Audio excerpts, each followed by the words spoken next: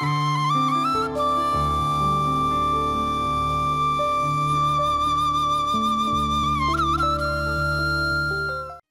TV பார்வையாளர்கள் வாசகர்கள் அனைவருக்கும் வணக்கம்.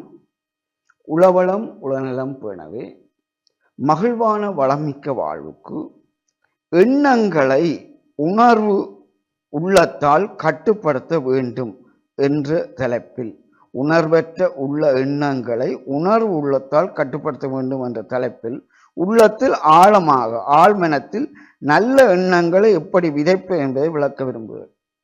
ஆகவே மூளை இயங்கும் விதத்தை தான் நாங்கள் உள்ளம் என்று சொல்கிறோம்.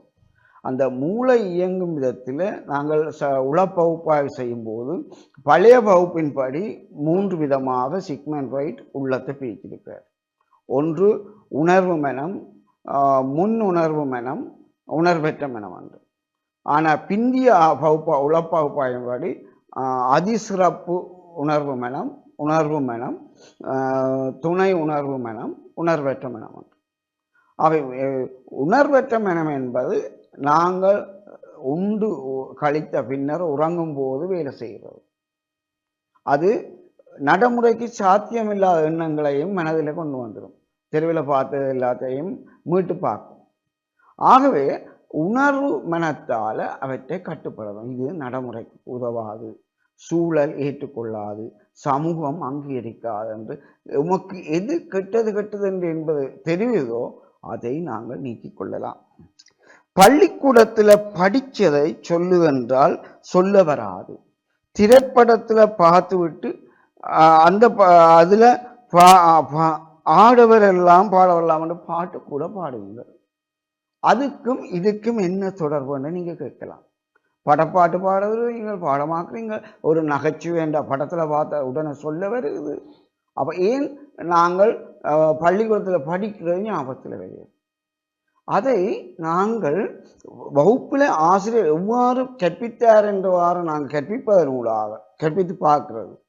ஆகவே வீட்டில் மீட்டு பார்க்கறது, இந்த மாதிரி ஆசிரியர் கற்பித்தாருன்னு நினைத்து பார்க்கிறோம். அந்த பொருள் சார்ந்து கேள்விகளை நாங்கள் எங்களுக்குள்ளே எழுப்பி பார்க்கிறோம். அல்லது ஒருக்க திரும்ப மீள இவர் இப்படித்தான் சொல்ல வந்திருக்காருன்னு கொஞ்சம் தேடல்கள் வேற புத்தகங்களை தேடி பார்க்கிறோம். ஒரு ஆய்வுக்கு நாங்கள் உள்ளத்தில் ஆய்வுக்குட்படுத்துவதனால, அந்த படித்த விஷயங்களை ஆய்வுக்குட்படுத்துவதால, மீள நினைவூட்டுவதால, அடிக்கடி நினைவூட்டுவதால ஆழ்மனத்தில் பதிய வைக்கலாம். அவ்வாறு உங்களுக்கு ஆசிரியர்களும் சில டிப்ஸ் சொல்லி தருவார். இப்போ எனக்கு கணக்கு படிப்பிச்ச மாஸ்டர் என்ன சொன்னார்? என்னை அடித்த எவனையும் செப்பமாய் செருப்பால் அடிப்பேன். பைதாகரஸ் தேற்றப்படி செங்கோண முக்கோணத்தில் டீட்டாவுக்கு சைன் டீட்டா, கொஸ் டீட்டா, டான் டீட்டான்றதை இப்படி பாடமாக்கன்னு ஆசிரியர் எங்களுக்கு சொல்லி தந்திருக்கார். அப்போ என்னை அடித்தன்றதுக்கு எவனையும் செப்பமாய் செருப்பால், ஏனாக்குள்ள சேனாவோட எதிர்பக்கத்துக்கு செங்கப்பக்கம் சைன் டீட்டா, அயற்பக்கத்துக்கு செம்பக்கம் கொஸ் டீட்டா, எதிர்பக்கத்துக்கு அயற்பக்கம் டான் டீட்டான்னு கணக்கு பாடமாக்கக்கூடியார். இவ்வாறு இரசாயனவியல்ல மூலகங்களை பாடமாக்குறதுக்கு வேற இருக்கு.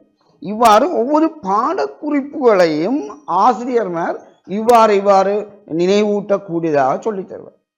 ஒன்று படக்காட்சியாக, ஒன்று வீடியோவாக, ஒன்று செயல்முறையில் நாங்கள் படிப்பிச்சு பார்க்கிறது, அல்லது எழுதி பார்க்கிறது, அல்லது பரீட்சை தாள்களை வினாத்தாள்களை மீட்டு செய்து பார்ப்பது.